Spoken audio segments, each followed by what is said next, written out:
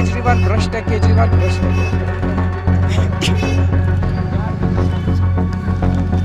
दिल्ली की Rouse Avenue court का फैसला सिर्फ एक केस का अंत नहीं है, बल्कि उस राजनीतिक प्रशासनिक दौर का आईना है जिसमें जांच, आरोप और नैरेटिव तीनों ने मिलकर लोकतांत्रिक विमर्श को झकझोर दिया। तथाकथित दिल्ली आबकारी नीति घोटाला में अरविंद केजरीवाल, मनीष सिसोदिया समेत सभी आरोपियों का बरी होना यह पूछने को मजबूर करता है कि क्या केंद्र सरकार भ्रष्टाचार से लड़ रही थी या राजनीति के नए औजार गढ़ रही थी। नमस्कार, मैं हूं अमिताभ प्रसाद सिंह।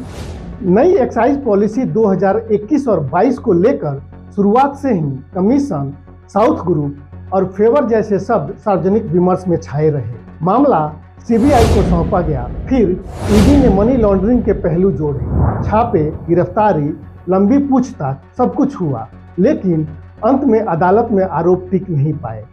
सवाल यह है कि यदि साक्ष्य इतने ठोस थे तो दोष सिद्धि क्यों नहीं हुई, और यदि साक्ष्य ठोस नहीं थे तो इतनी आक्रामक कार्रवाइयां क्यों हुई? क्या इसके पीछे कोई राजनीतिक साजिश थी? क्योंकि केंद्र में सरकार चलाने वाली भारतीय जनता पार्टी ने तो अपने विरोध प्रदर्शनों और सार्वजनिक मंचों के माध्यम से अरविंद केजरीवाल और मनीष सिसोदिया को पहले ही दोषी घोषित कर दिया था।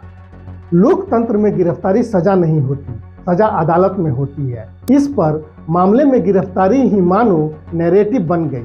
सवाल उठता है कि महीनों की हिरासत, जमानत पर कानूनी पेचीदगियां और मीडिया में मास्टरमाइंड जैसे विशेषण, क्या यह सब न्यायिक कसौटी से पहले ही सार्वजनिक दंड जैसा नहीं था? अगर अंततः बरी होना था तो क्या यह जांच की अत्यधिक अवस्था नहीं थी जिसे लेकर बवाल मचा हुआ था?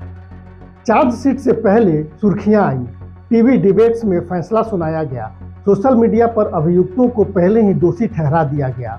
सत्ता पक्ष ने इसे भ्रष्टाचार के खिलाफ निर्णायक प्रहार कहा तो विपक्ष ने इसे राजनीतिक प्रतिशोध कहा। सच अदालत में तय होना था, जो आज हुआ भी, लेकिन सच साबित होते होते बहुतायत लोगों में इनके प्रति दोषी होने की धारणा बना दी गई थी। दिल्ली की सत्ता संरचना निर्वाचित सरकार बनाम उपराज्यपाल पहले से ही तनावपूर्ण में रही है। इस केस ने केंद्र राज्य टकराव को और तीखा किया है।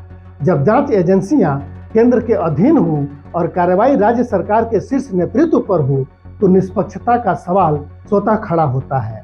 निष्पक्षता केवल होनी ही नहीं चाहिए, दिखनी भी चाहिए, जो इस केस में नहीं दिखी।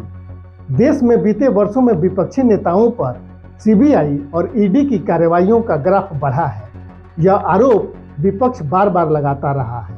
भ्रष्टाचार से सख्ती से निपटना भी सरकार का दायित्व है, परंतु जब हाई प्रोफाइल केस में आरोप टिकते नहीं तो एजेंसियों की पेशेवर क्षमता और स्वायत्तता दोनों पर प्रश्न चिन्ह स्वाभाविक हो जाता है। क्या जांच पहले तय निष्कर्ष के साथ शुरू हुई? क्या गिरफ्तारी जांच का औजार बनी या राजनीतिक संदेश का माध्यम? इस पूरे प्रकरण में अदालत का फैसला लोकतांत्रिक संतुलन की याद दिलाता है। आरोपों और अभियानों के बीच न्यायपालिका ही वह मंच है जहां सबूत बोलते हैं, न कि नारे। बरी होना यह भी बताता है कि संस्थागत चेक एंड बैलेंस अब भी काम कर रहा है। यह क्षण किसी एक अरविंद केजरीवाल और मनीष सिसोदिया की जीत हार से बड़ा है। इस समय यह सवाल उठने चाहिए कि क्या गिरफ्तारी के मानक और कड़े होने चाहिए? क्या चार्जशीट से पहले मीडिया लीक पर जवाबदेही तय नहीं होनी चाहिए? क्या एजेंसियों की नियुक्ति और जवाबदेही की प्रक्रिया और अधिक पारदर्शी नहीं होनी चाहिए?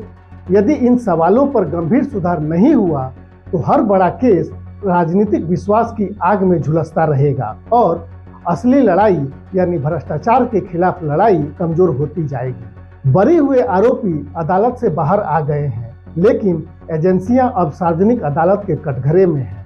लोकतंत्र की सेहत इसी पर निर्भर करेगी कि सरकार इस फैसले को आत्ममंथन का अवसर बनाती है या फिर इसे भी अपने चुनावी नैरेटिव की ईंट बनाती है। बहुत बहुत धन्यवाद।